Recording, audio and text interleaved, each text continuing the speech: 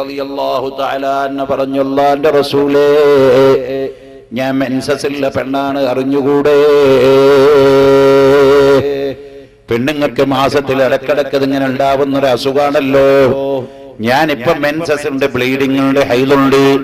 അതുകൊണ്ട് ഇപ്പൊ നിങ്ങൾ എന്നെ തൊടാൻ പാടില്ല, ഞാൻ ഉണ്ടാക്കുന്ന ഭക്ഷണം നിങ്ങൾ കഴിക്കാൻ പാടില്ല, നിങ്ങളുടെ കൂടെ കിടപ്പറയിൽ കിടക്കാൻ പാടില്ല, നിങ്ങൾ താമസിക്കുന്ന വീട്ടിൽ ഞാൻ നിൽക്കാൻ പാടില്ല. അതുകൊണ്ട് എന്റെ ബ്ലീഡിങ് മുറിയുന്നത് വരെ നിങ്ങൾ വീട്ടിൽ വേറെ, ഞാൻ വേറെ വീട്ടിലേക്ക് മാറുകയാണെന്ന് പറഞ്ഞ് ബീവി ആയിഷ റളിയല്ലാഹു അൻഹ അതേ അന്ധകാരത്തിന് ചൂട്ടുപിടിച്ചപ്പോ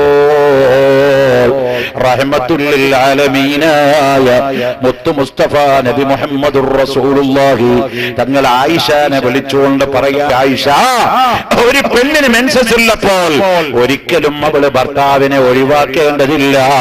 ഭാര്യ ഭർത്താക്കന്മാരി ഒന്നിച്ചു ഒരു രാത്രി ഒരു വിരിപ്പിൽ കിടന്നുറങ്ങാം.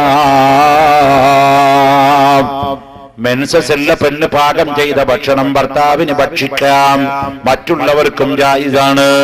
എന്നാൽ അരുതാത്ത ഒരു കാര്യമുണ്ട് ആയിഷ. മെൻസസ് ഉള്ള സമയത്ത്, രക്തമുള്ള സമയത്ത് അവളോട് ശാരീരിക ബന്ധം നടത്താൻ പാടില്ല.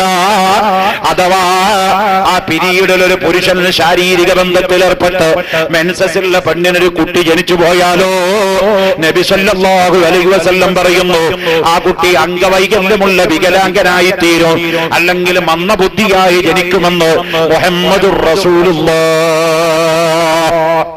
എനിക്കത് സാധ്യതയുണ്ട്. ഇപ്പോ ആധുനിക ബയോളജി അംഗീകരിച്ചിട്ടുണ്ട്. മെൻസസ് പീരീഡ് ഗർഭധാരണം ഉണ്ടാവാൻ സാധ്യത കുറവാണ്. മെൻസസ് കഴിഞ്ഞതിന് ശേഷം ഉണ്ടാവുള്ളൂ. എനിവേ ചിലപ്പൊക്കെ അപ്രതീക്ഷിതമായി പലതും സംഭവിക്കുന്നുണ്ടല്ലോ. എന്ന പോലെ എങ്ങാനുണ്ടായാൽ ആ കുട്ടി മന്ദബുദ്ധിയും അംഗവൈകല്യമുള്ളവനുമാകുമെന്ന് ഖാല റസൂലുള്ളാഹ്.